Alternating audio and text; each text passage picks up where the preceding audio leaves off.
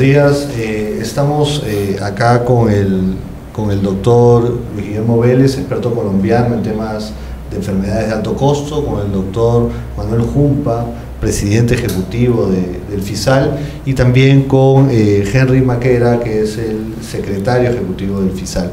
La intención de esta entrevista es poder dar a conocer cuáles son las enfermedades de alto costo y qué implica su tratamiento. Empezamos con el doctor Vélez para que nos hable un poco de la experiencia en Colombia de este tipo de enfermedades. ¿Cómo definimos las enfermedades de alto costo?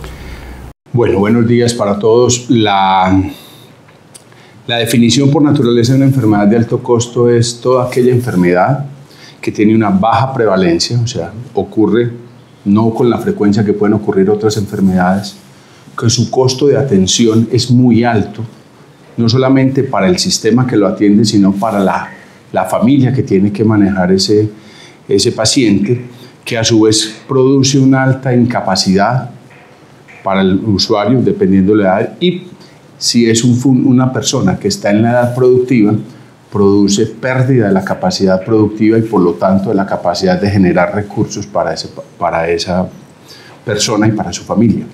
Okay.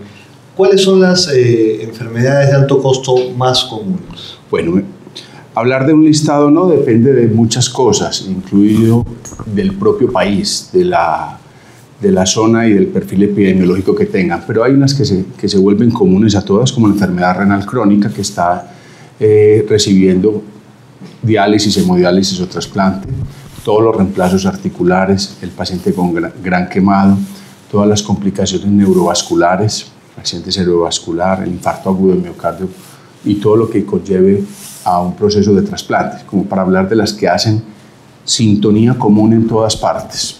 Hay que hacer una gran diferencia y es importante estos medios para hacerlo. Muchas veces tratamos de decir o de manejar dentro de alto costo que, por ejemplo, la unidad de cuidados intensivos es alto costo. Eso vale mucho, pero no es un alto costo. Hay enfermedades que, independiente por la condición natural del paciente, ese evento vale mucho, como por decir algo, un paciente con una neumonía que termina en una unidad de cuidados intensivos puede que le valga mucho ese caso a la persona, pero uno no puede decir que todas las neumonías son alto costo y valen, porque valga un solo caso, mucha plata. ¿Cómo afectan a la familia de pacientes con enfermedades de alto costo pasar por este trance? ¿Cuál es el principal problema al que se enfrentan estas familias?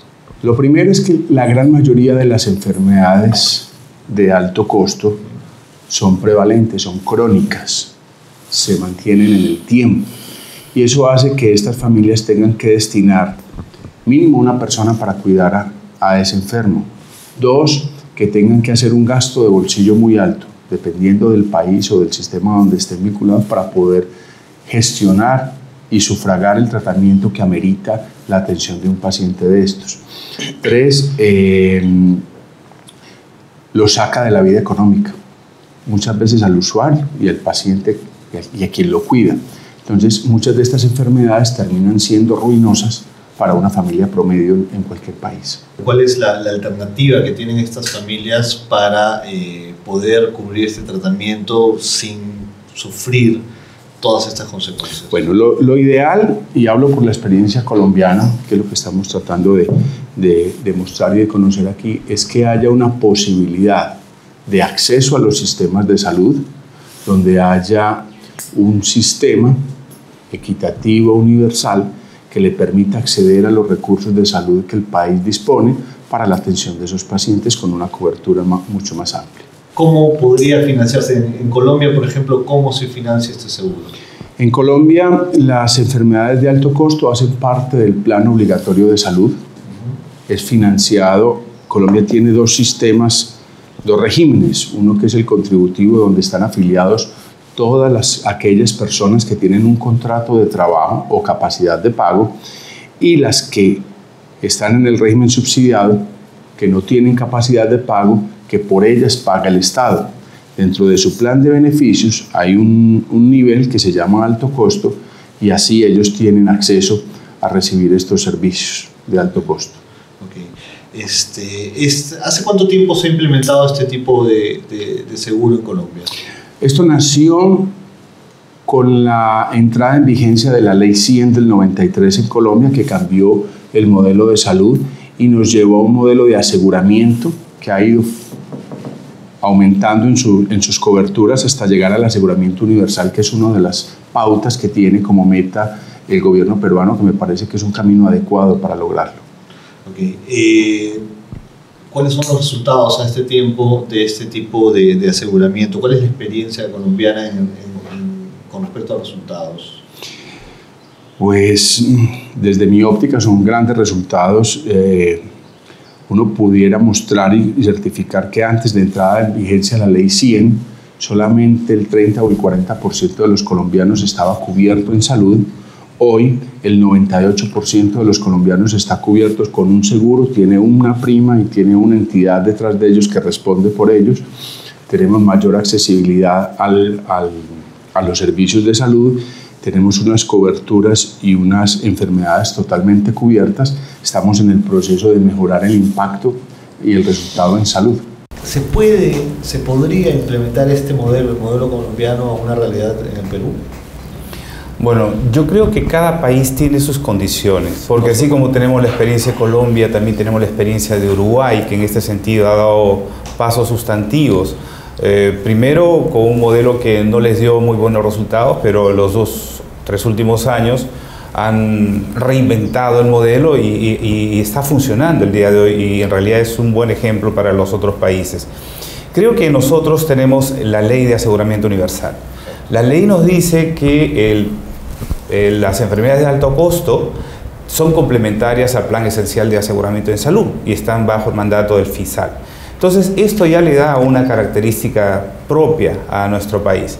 Y nosotros estamos pues viendo la mejor manera de responder a este mandato, porque para empezar tenemos que definir el listado de enfermedades de alto costo.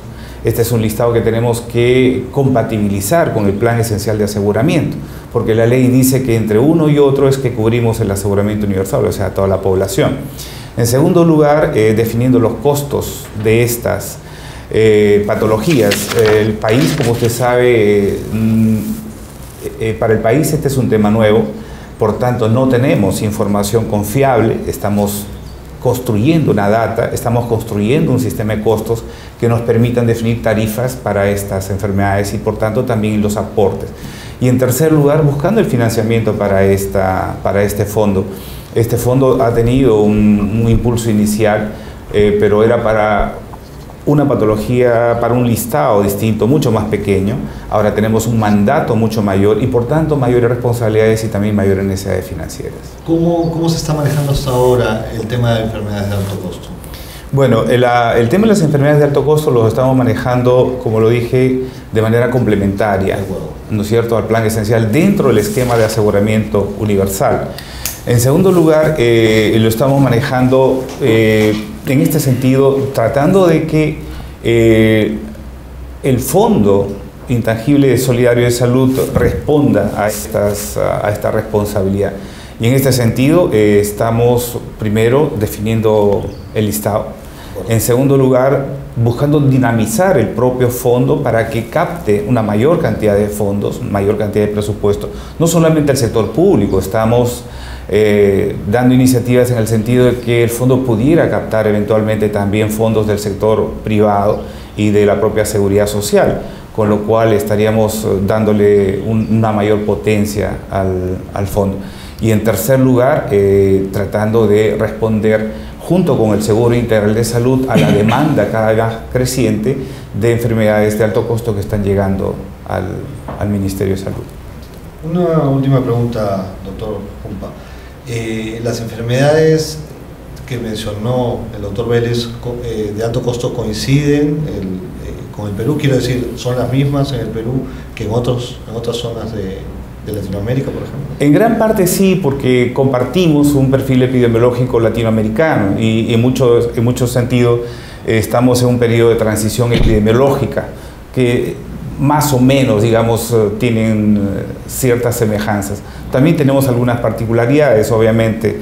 y eso hace que nuestro listado sea ligeramente distinto y particular.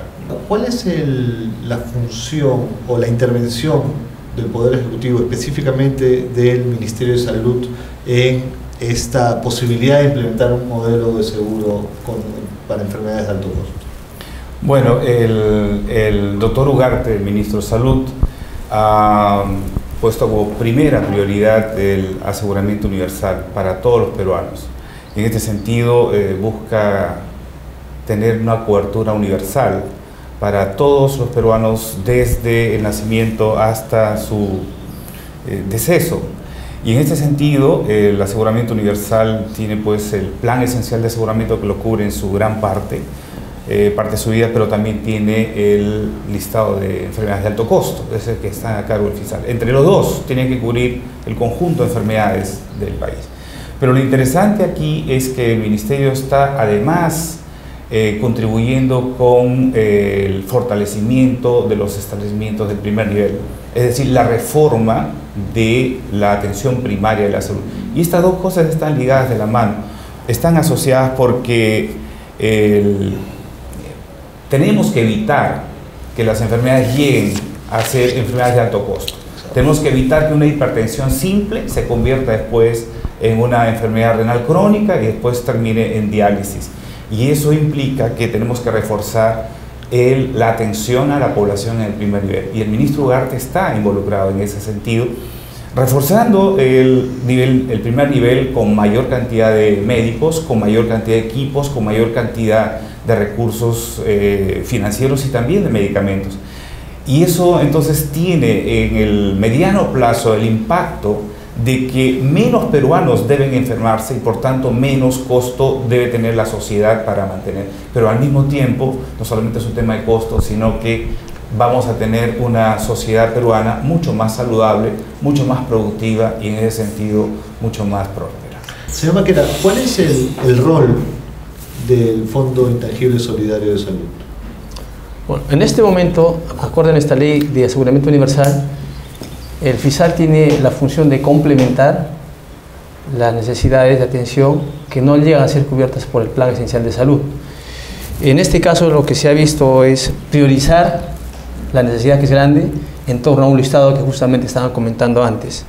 Entonces, la función del FISAL es complementar, permitir que todos los peruanos accedan a este tipo de atención, que es muy sensible, y además permitir que todos los peruanos accedan contribuyendo con este fondo que finalmente va a ir en beneficio de cada uno.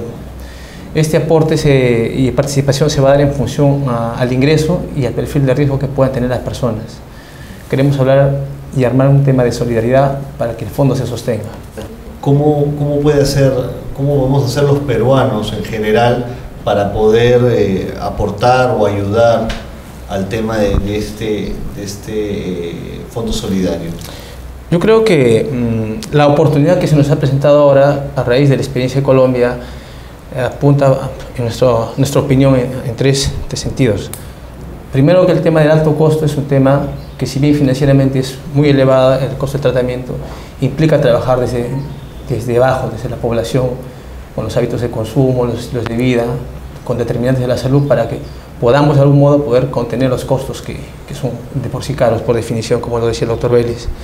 En segundo lugar, que este fondo debieran participar todos los peruanos, contribuyendo igual, en nuestra opinión, en función de los ingresos, es decir, que quienes más ingreso tienen y tienen algún perfil de riesgo también más elevado, es decir, que están en determinada edad, pudieran contribuir también en mayor medida con el fondo, de modo que se construya la solidaridad entre peruanos, porque igualmente las enfermedades no respetan ni edad ni credo, entonces de igual modo debemos trabajar en esa misma lógica. Y en tercer lugar, trabajar de manera integrada, precisamente como decía el doctor Jumpa, con el CIS, con las autoridades de salud y también con las propias autoridades que regulan el sistema sanitario para poder juntos responder a esta problemática. Muchas gracias. A ustedes, muchas gracias. Muchas gracias.